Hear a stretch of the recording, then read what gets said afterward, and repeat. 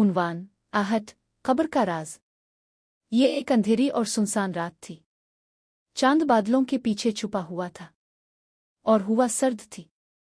ज़ीशान और उसका दोस्त तलहा शहर से दूर एक गांव के कब्रिस्तान की तरफ जा रहे थे। यह कब्रिस्तान अपने अजीब और गरीब वाक़यात के लिए मशहूर था।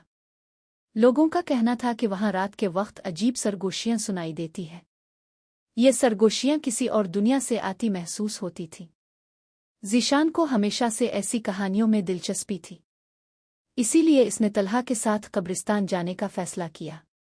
तलहा ने कई बार ज़ीशान को रोका, मगर ज़ीशान का तजस्सुस उसके खौफ पर गालिब आ गया। कब्रिस्तान का दाखिली दरवाज़ा जंग आलूद और कदीम था। इस पर कीचड़ और काई जमी हुई थी।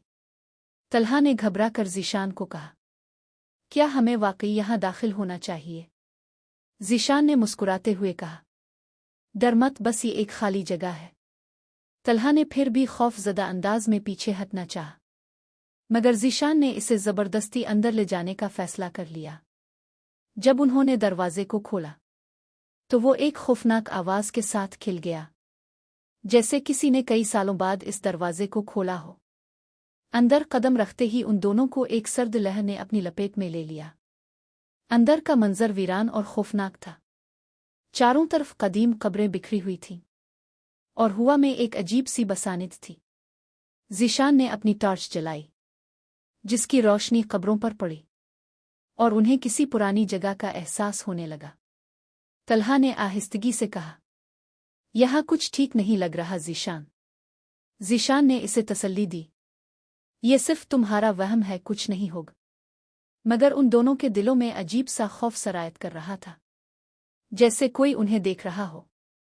चलते चलते अचानक उनके कानों में सरगोशियों की आवाज़ आने लगी, जैसे कोई उनके पीछे सरगोशी कर रहा हो।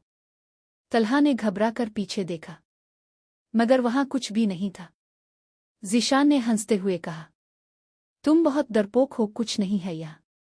तलहा ने कहा, मुझे लगता है हमें यहाँ से वापस चलना चाहिए।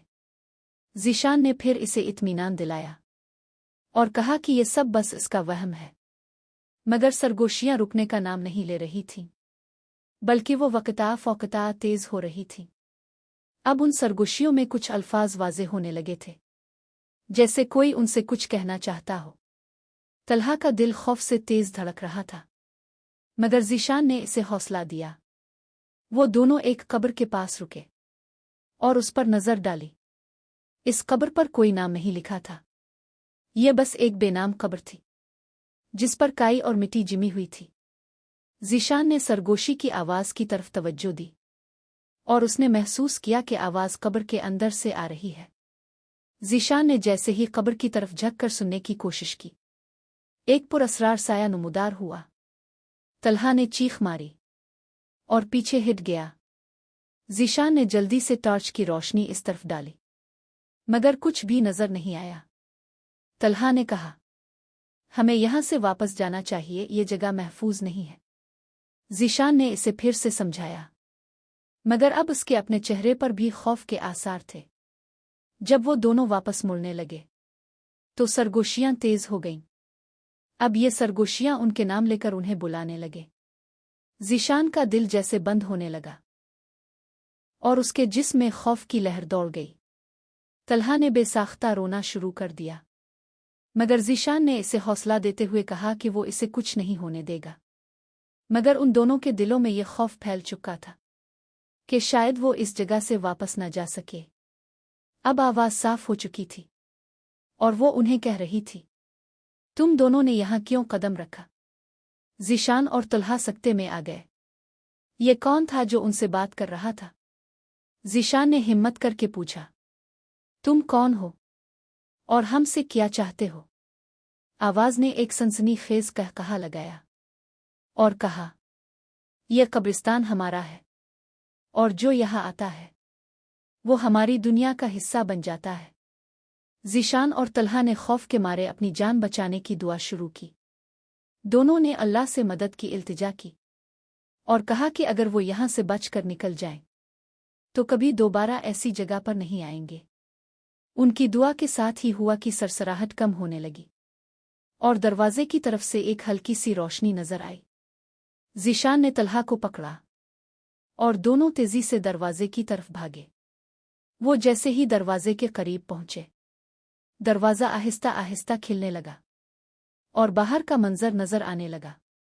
तलहा ने खुशी से कहा, हम बच गए, हमें बाहर का रास्ता मिल गया। ज़ीशान ने भी अल्लाह का शुक्र अदा किया और दोनों ने तेजी से बाहर कदम रखा। बाहर आते ही उन्होंने पीछे मोड़कर कब्रिस्तान की तरफ देखा और वो मंजर उनकी यादों में हमेशा के लिए नक्श हो गया। इस वाक़ये के बाद ज़ीशान और तलहा ने अहद किया कि कभी दोबारा ऐसी वीरान जगहों पर नहीं जाएंगे। ये रात उनके लिए एक इबरत बन चुकी थी और उन्होंने सीखा कि बाज़ जगहें ऐसी होती हैं जहां इंसान का जाना खतरनाक साबित हो सकता है। हर चीज़ का राज जाना ज़रूरी नहीं और बाज़ चीज़ें पर्दे में रहें तो ही बेहतर है।